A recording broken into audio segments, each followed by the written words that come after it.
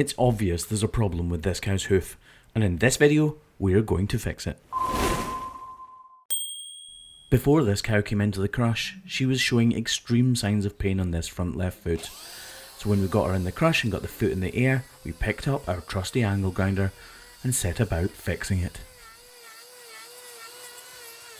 We start by routinely trimming her feet. The aim is to make sure both claws are the same size so that when she's walking, they're both taking the same amount of weight. At this stage in the trim, we don't exactly know what the problem is. All we know is that there definitely is an issue.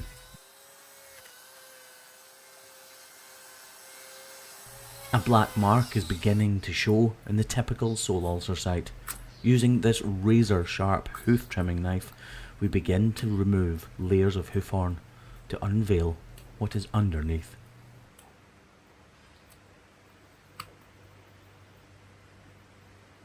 It's not long before we find the telltale signs of a sole ulcer.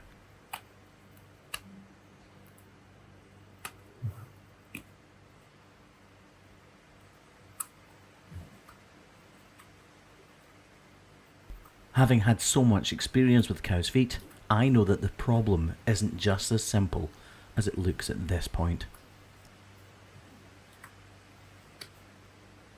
As we carve our way deeper and deeper into the cow's hoof, we begin to see translucent hoof horn, and that lets us know that this problem is probably much larger than it seems at this stage.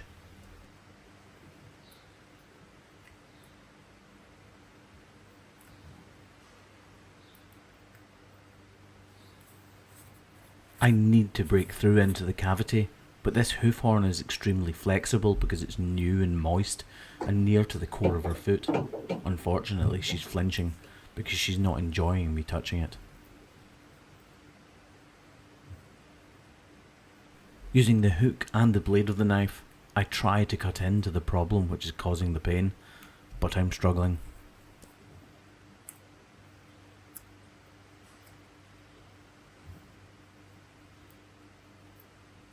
Finally, a breakthrough, and we begin to cut into the cavity that I feared was beneath, although it's much larger than what we can see right now.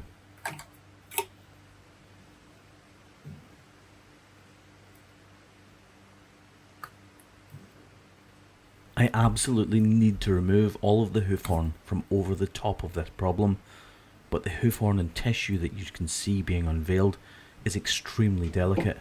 I desperately don't want to cut into it.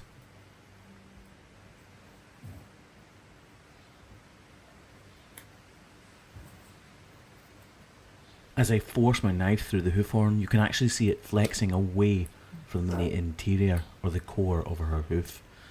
This lets me know it's detached, and because it's detached, it does need to be removed.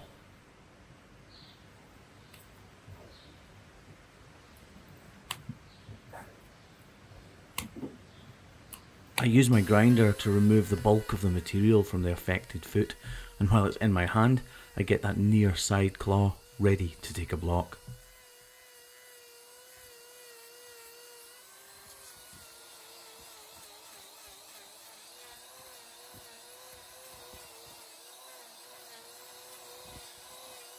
There is still important knife work to do, but no matter how good any of these glues are, they still need time to set, which is why I want this block on as soon as I possibly can.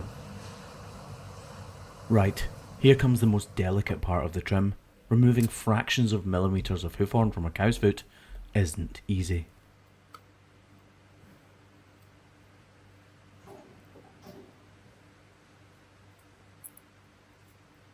This is a sole ulcer, and a monster one at that. I keep using my spray bottle to clear away to ensure that I've got every piece of detached hoof horn that I possibly can.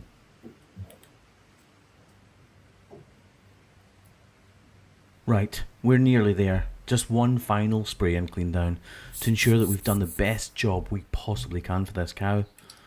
Beautiful. I'm really happy with this job, and hopefully so is she.